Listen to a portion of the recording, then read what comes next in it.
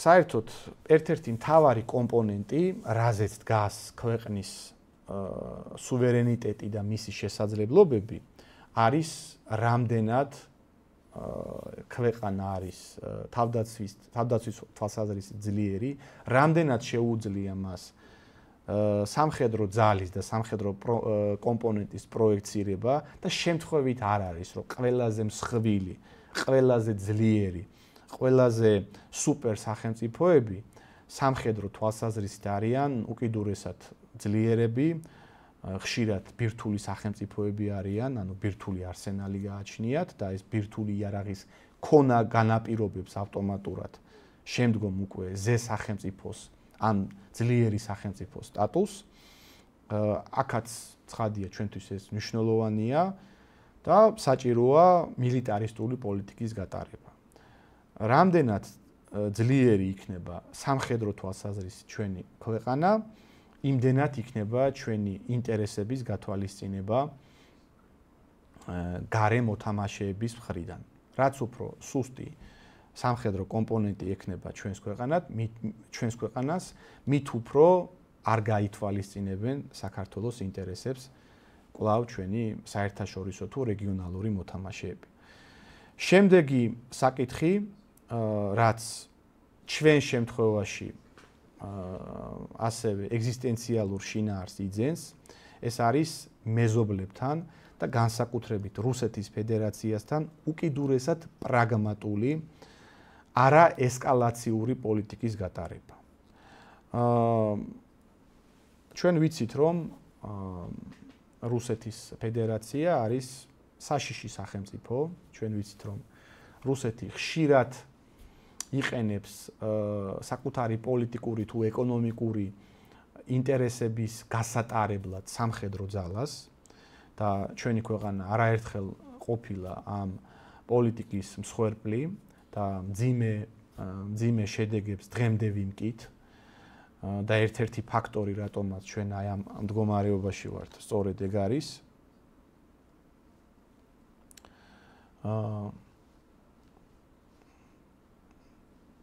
ბოდიშით TikTok-ი მეუბნება, რომ გავაგზავნოთ. და არაერთხელ ყოფილვარ ჩვენ ამ რუსეთის მხრიდან აგრესიის მსხვერპლი, ამიტომ ჩვენთვის სასიცოცხლოდ ეგზისტენციალურად მნიშვნელოვანია გავატაროთ უკიდურესად მოზომილი, უკიდურესად პრაგმატული და არაესკალაციური პოლიტიკა რუსეთისადმი. მე დარწმუნებული ვარ, რომ ეს შესაძლებელია.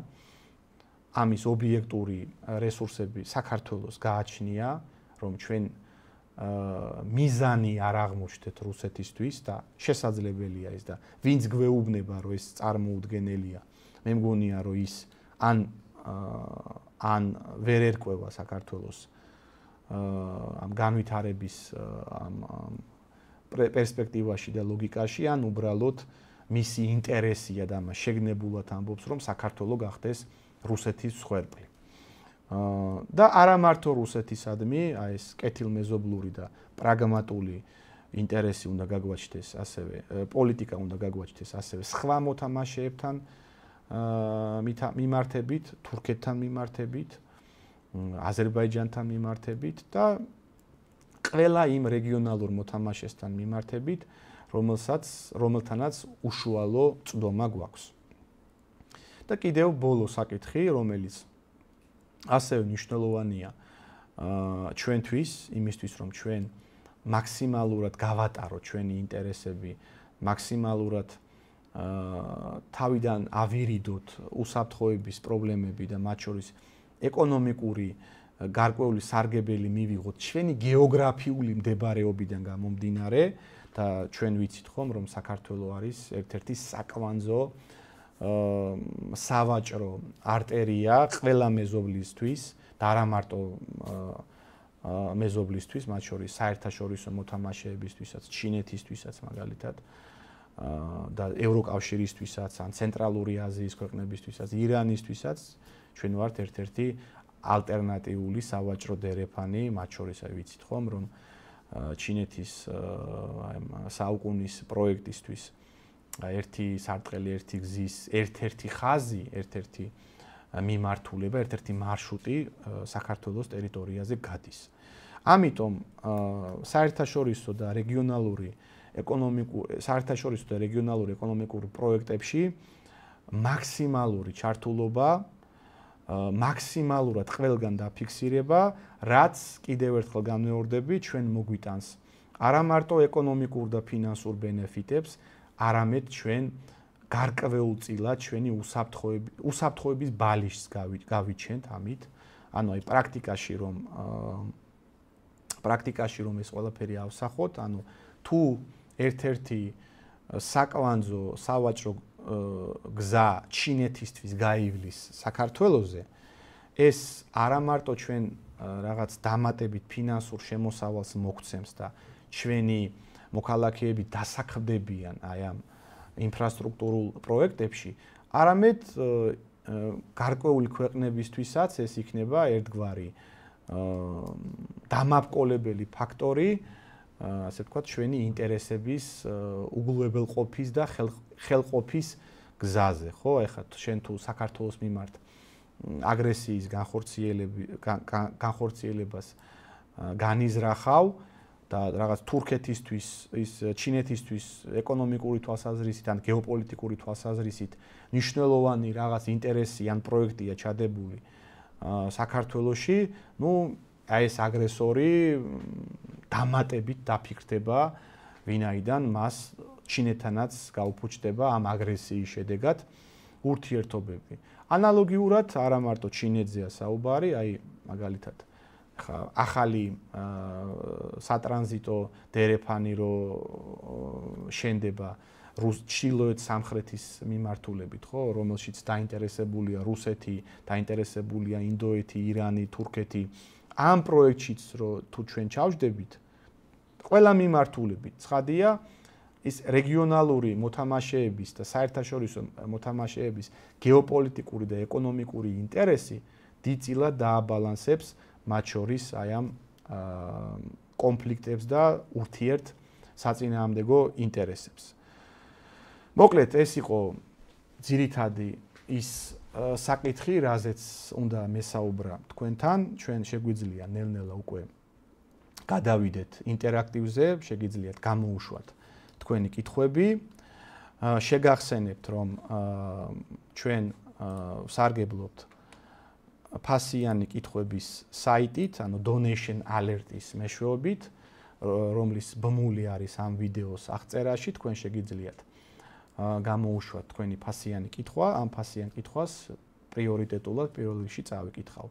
ასევე ვისთვისაც მნიშვნელოვანია ის, რასაც ჩვენ ვაკეთებთ პოლიტიკური თუ საინფორმაციო თვალსაზრისით, თქვენ ეკრანზე ხედავთ ანგარიშის ნომერს, მითითებულია რეკვიზიტები, შეგიძლიათ ფინანსურად დაგვეხმაროთ. მოდით გადავიდეთ კითხვებზე, მათ შორის შევეცდები, რომ TikTok-ზეც შევეცდები რა აუცილებლად TikTok კითხვებსაც წავიკითხავ. ამიტომ მეგობრებო, TikTok-ზეც გამოუშვით თქვენი კითხვები. ერთი წუთი YouTube-საც ჩავთავ.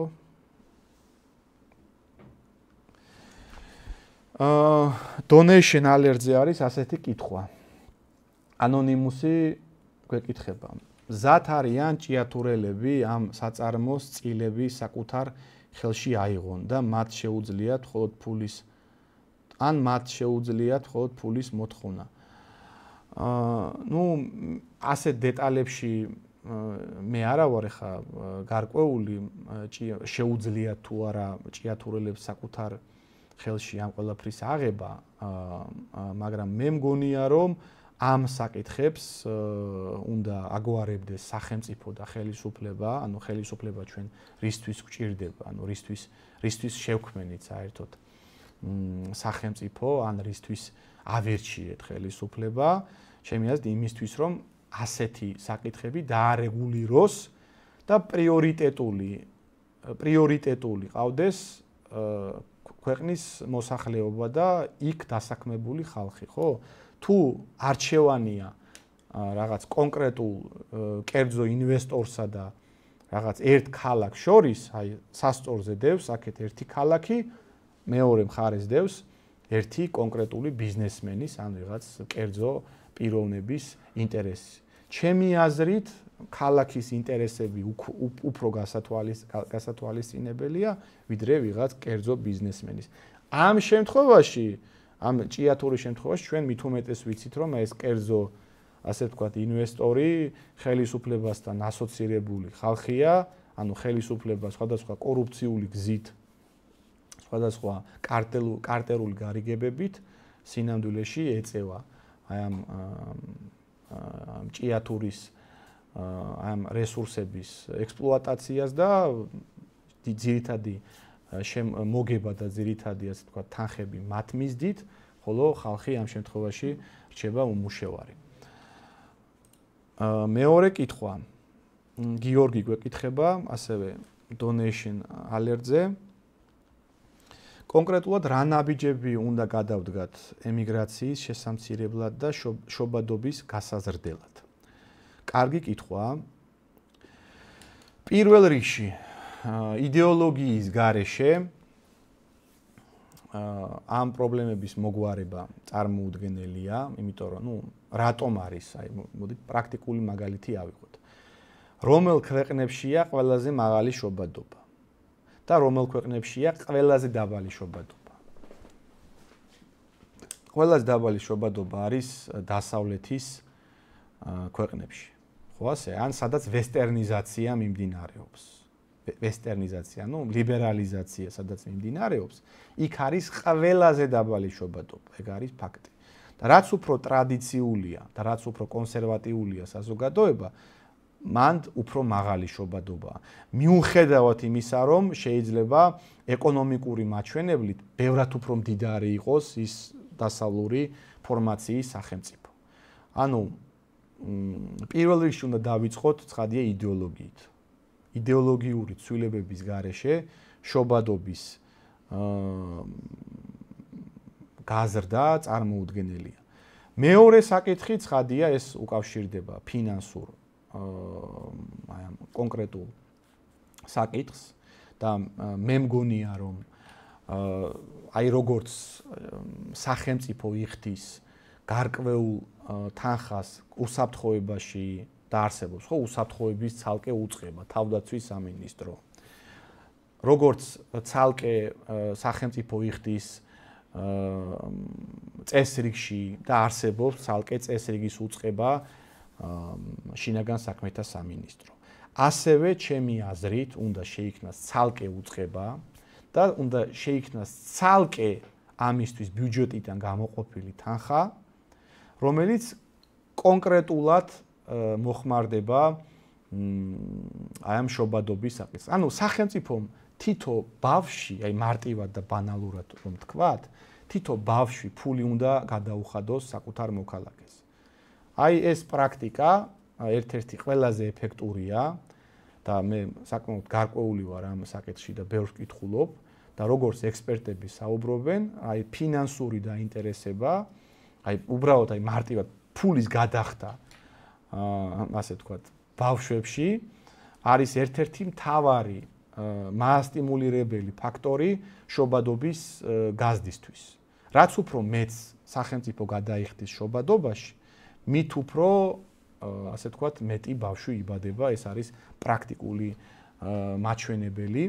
ცხადია ამ იდეოლოგიასთან ტანდემში. ანუ იდეოლოგიური სახელმწიფო უნდა იყოს, ტრადიციული, ასე ვთქვათ, პატრიარქალური ოჯახის პროპაგანდირება უნდა მიმდინარეობდეს სახელმწიფოში და არა რაღაცა ქალების ემანსიპაცია და რაღაც ფემინისტური სიგიჟეები, რომლებიც უბრალოდ რომლის შედეგად უბრალოდ ოჯახები აღარ იქნება და ერები კვდებიან და შევხედოთ დასავლეთი რა დღეშია, დასავლური აბორიგენი მოსახლეობა კვდება, ხო? და მათ ადგილს ტრადიციული სხვა რელიგიური ერები იკავებენ, სადაც არ არის რაღაც ფემინისტური ბოდვები, სადაც გარკვეული რელიგიური და ტრადიციული წარმოდგენები აქვთ ოჯახთან დაკავშირებით, ისინი მრავლდებიან, ისინი ამ სასიცოცხლო სივრცეს იკავებენ და ასე თუ გაგზელდა და აზზე თუ არ მოვა თუნდაც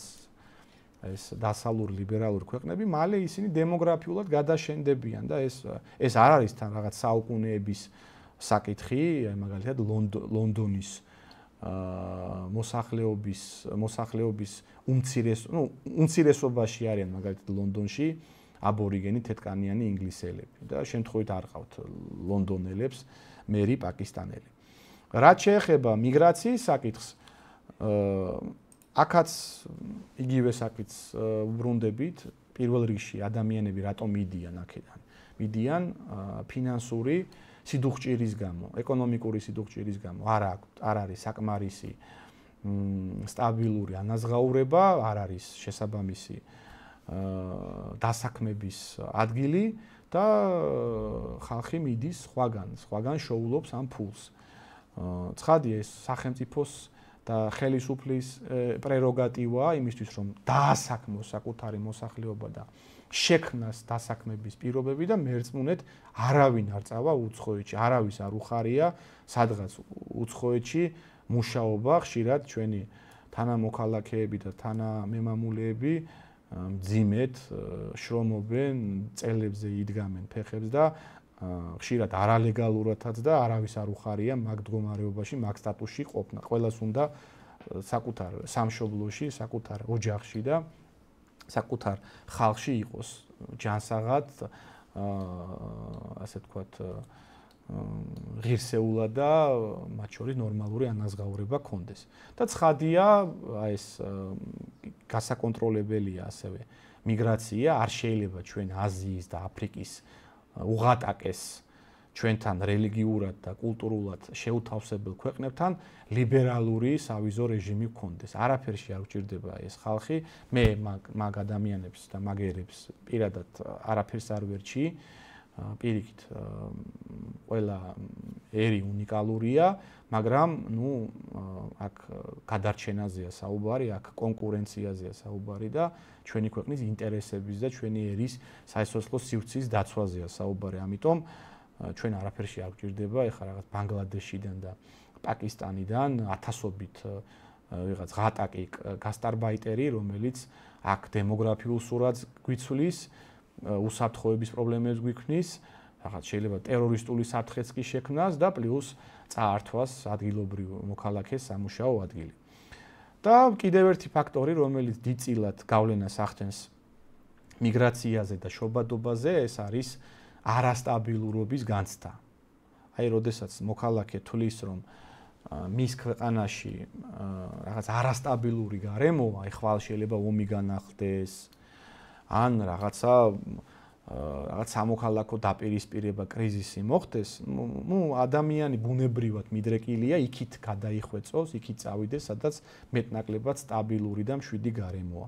ესეც დიდწილად დიდ გავლენას ახდენს პროცესებზე და ცხადია, რაც თქვი, აი ეს სამართლებრივი სახელმწიფოს და კანონის უზენაესობის განცდა თუ არ არის საზოგადოებაში და ხალხი თუ თulis დაჩაგრულად და უუფლებოდ, ისიც წავა, ხო, ეხლა შენ თუ რაღაც მონურ მდგომარეობაში გამყოფებენ შენს ქვეყანაში და რაღაც ვიწრო ჯგუფს აქვს უზურპირებული ხელისუფლება და მხოლოდ მისი რაღაც ხუშტურებით იმართება ქვეყანაში პროცესები, თუ უნდათ პარტიებს გააუქმებენ, თუ უნდათ ვიღაცებს ციხეში ჩასვავენ, ეგეთი ქვეყნები და ეგეთი სახელმწიფოდან და ეგეთი რეალობიდან ხალხი დაიწყებს მიგრაციას. კიდევ ერთი კითხვა donation alert-ზე. ანონიმუსი გვეკითხება, რაც შეეხება დეტროიტს. იქ არის ქალაქი, რომელიც მთელ საქართველოზე დიდია და გაკოტრდა. შეადარე ჭია თურას. დეტროიტ მერე ტრაგედია, დეტროიტი რო გაკოტრდა, სწორედ მაგის წინააღმდეგ არის, ხო? ტრამპი. ტრამპის მოსვლა რას უკავშირდება, რომ რატო გაკოტრდა დეტროიტი? აი რატომ არა მარტო დეტროიტი და უამრავი ეგეთი ქალაქი, ხო? დეტროიტი თავის დროზე იყო ერთ-ერთი უმსხვილესი ამ ავტომობილების მწარმოებელი ქალაქი, უამრავი ქარხნით და ამერიკის ერთ-ერთი რაღაც ამერიკის წარმოების სიმბოლოც კი იყო და რატო გაკოტრდა? იმიტომ გაკოტრდა, რომ კაპიტალისტებს და კონკრეტულად მსხვილ ინვესტორებს მიეცათ საშუალება სახელმწიფომ დაუშვა ეს, რომ თავის კაპიტალი გაეტანათ უცხოეთში, ამაში ხელი შეუწყო, არ დაიცვა საკუთარი ბაზარი, წარმოება გადაიტანეს სადღაც ჩინეთში, ვიეტნამში და ადგილობრივი მუშახელი დარჩა უმუშევარი. პარალელურად ამერიკის სახელმწიფომ გარე, ასე ვთქვათ, იმპორტორებისგან არ დაიცვა თავისი მწარმოებელი, ანუ ის დეტროიტელი ვიღაცა მანქანათ მშენებელი არ დაიცვა რაღაც იაპონელ მშენებელთან და ცხადია იაპონელს რომ სახელმწიფო ედგა გვერდში ან ჩინელ მეწარმეს სახელმწიფო რო ედგა გვერდში მან აჯობა კონკურენციაში, ხო?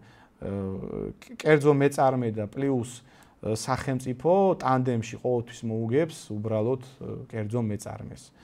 და ამის წინააღმდეგ არის დონალდ ტრამპი, ხო? ის ტარიფების პოლიტიკა, რაც და ტარიფების ომი, რაც მან გამოაცხადა კანადის მიმართ, ჩინეთის მიმართ, ევროკავშირის მიმართ, მექსიკის მიმართ, რას უკავშირდება? უკავშირდება ადგილობრივი წარმოების, ადგილობრივი დასაქმებულების და ადგილობრივი ბაზრის დაცვას.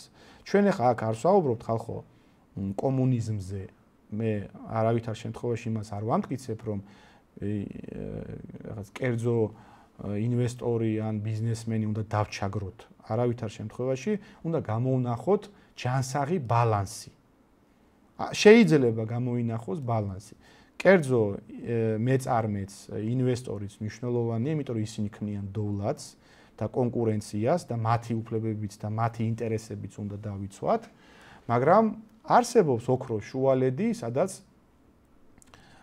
შეიძლება ორივე კმაყოფილი დარჩეს და ერთ ქალაქს არ უწევდეს რაღაც უმუშევრად ყოფნა. მე მგონი ეს შეიძლება ამას მივახციოთ.